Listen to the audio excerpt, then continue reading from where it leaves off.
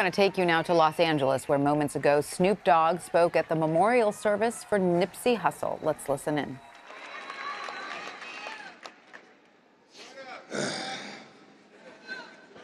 It's a tough one right here, man. First of all, I want to thank y'all for allowing me the opportunity to speak here today. It's a real honor to be able to appear here and to show love on behalf of my friend, my brother, a great man, a great leader, a great father, a great teacher, and a great friend, Nipsey Hussle.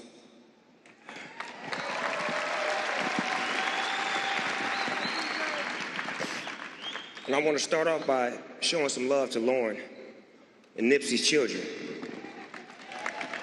I want to send Lauren a lot of love for being the beloved queen to our king. See, what we lose focus on is that every real black man needs a real black woman in his life.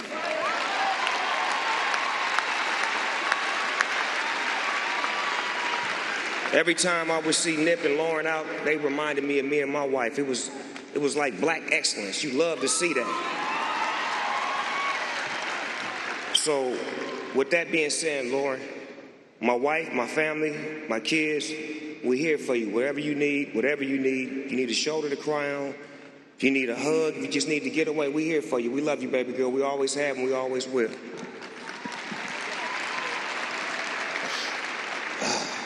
Bear with me, y'all. I'm trying to stay strong for the homeboy Nip right now. Stay down with me. Stay down with me. I got you, cuz. I got you.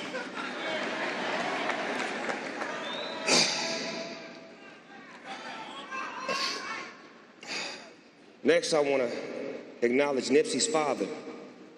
See, because Nip has always benefited from having a strong man in his life. And his father clearly did a great job.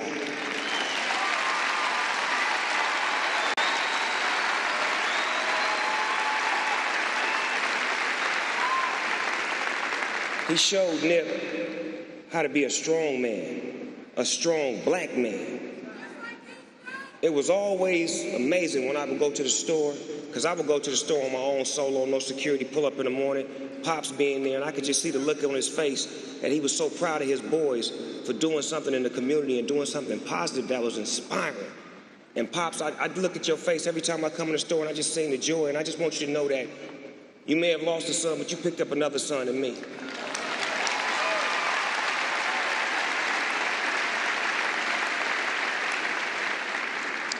And now I gotta send a bundle of love to Nipsey's mother. Lord have mercy. What great strength that she showed. She showed a lot of great strength. She helped us out this weekend. Mother, I want to say this to you dearly without reading. When you said what you said to us, you really uplifted us. We had no understanding. We had no nothing. And you gave us what we needed. You gave us the sense and the purpose to know and understand that it was all right. You made us understand that it was all right, because we did not understand it at all. We had no clarity, and we was more or less concerned about you and concerned about Lauren and concerned about the family, but you made us feel good. And we want to thank you for that, Mother, for being strong and giving us our strength.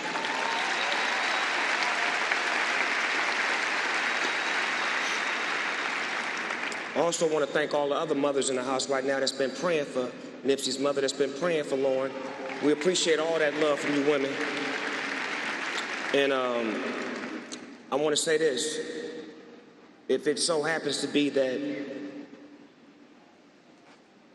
your kids die before you, Nipsey's mother prepared us for this day in the future. Thank you, Mother.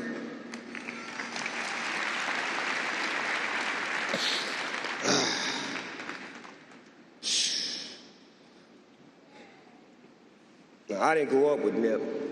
I didn't grow up with him in the neighborhood as a kid, but I watched Nip grow up in front of me. I watched him grow into a full-grown man and an incredible young businessman. I still remember the first time when he pushed up on me with his tape. Most rappers, when they push up on Snoop Dogg with a tape, this is their line. Hey, dog, listen to my music. I can make you $1 million. Nipsey's line was, hey, homie, listen to my music. Just give it a listen. That's it? No record deal? You don't want to get put on? So to me, he had vision to know and understand that I don't want to be handed out nothing. I'm gonna come get mine. But at the same time, looking for that clarification, looking for that confirmation. You know, just listen to it, homie. The first time I got his CD, I didn't listen to it.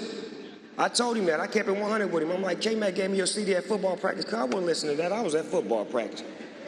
Then, about a week later, he gave me another CD. So I'm rolling up a blunt in the back seat of the car on the CD. So I open the CD up. The homie know. Cuz no. He know the story already. So I'm just telling y'all so y'all be enlightened. So I took the CD out and I popped the CD in. I was like, damn, cuz it's hard. So I'm like, K-Mac, cuz the little homie hard, cuz let me get down with it. Long story short, we ended up connecting. We ended up making music together. We ended up making a brotherhood. We ended up creating a bond. We created something that was special. And what was crazy was when he first started, a lot of people was like, you know, he looked like me, he this, he that. But I don't think so. I think, you know, it was the fact that he was tall, he was lanky, he had braids, he had that LA mentality. And he claimed the gang, so I mean, it was natural to be categorized. But one thing that me and Nip had was a kind spirit. We had that spirit of love, of, like Sam said, just magnating. Like people magnate to Snoop Dogg and they magnate towards Nipsey. It's like when we met each other, it was like a magnet coming together. We had the same spirit. But what was crazy was Nip mentality was stronger than a rapper that's been in the game for 15 years. And I'll give you an example of that. One of the first conversations me and Nipsey had, he was talking to me about, hey, cuz, you need to do a amusement park, cuz, doggy land, cuz. I'm like, for real? He like, yeah, cuz, with 40-ounce roller coasters and, you know what I'm saying? Nigga, you Snoop Dogg, cuz, everybody come see you, you know what I'm saying? Yeah, come check your amusement park. I'm like, cuz, you tripping. So he kept, like, every time I would see him, he would always bring it up. He would bring it up. So, like, the 5th time he said it to me, or was it the 6th time? Yeah, the 6th time he said it to me. Let me get politically correct. Yeah, cuz the 6th time he said it to me, I said, Nip, why don't you just do it for me, cuz? Because I don't understand the dynamics of what you're saying, cuz I'm an old school nigga. I'm A, B, C, D. You didn't went off into the Matrix, cuz. You gotta... So with that being said, Nip ended up creating a square, and he ended up buying property, and he ended up having things like Vector 90, and he ended up doing things in the community, and he built his own doggy land. He built his own world. He built his own thing that people from around the world is starting to come to, take pictures of, stand in front of, immortalize this man. The things that he wanted for me, he did for himself. But he had vision for me that I didn't even have for myself.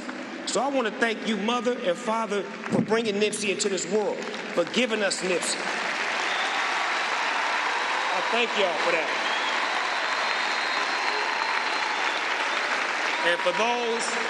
And for those that knew Nipsey Hussle personally, you knew he had nothing but love for every gang member from Southern California. I don't care what neighborhood you was from. One conversation that me and Nip had once upon a time was, cuz, you know the Trays like your music too, cuz. He like, no, they don't, cuz. I'm like, yeah, they do, nigga. Everybody like our music, cuz. It ain't like that when you make music and you come from the dirt. One thing about a neighborhood, we gonna respect another man from another neighborhood, even if he ain't from our neighborhood, if he come from where we come from. And I explained that to Nick. And when I was explaining it to him, he was getting it, but he wasn't getting it. But I was like, look at what you're doing. You make records with YG. You made records with Game. You made records with Problem. You making records with Bloods. Crippin' and Bloods making records, and y'all really love each other, and y'all bonding with each other. Y'all pulling up together. You in they neighborhoods. You loving them, and they loving you. You are a peace advocate, Nip. That's what you are. And the reason why I know this is because that's what I am. You know, real recognize real. I know what he is, I know what he was. And the marathon is gonna continue. Look at the love, look at the spirit. This man, I'm gonna end it like this. This man got a letter from Barack Obama, man.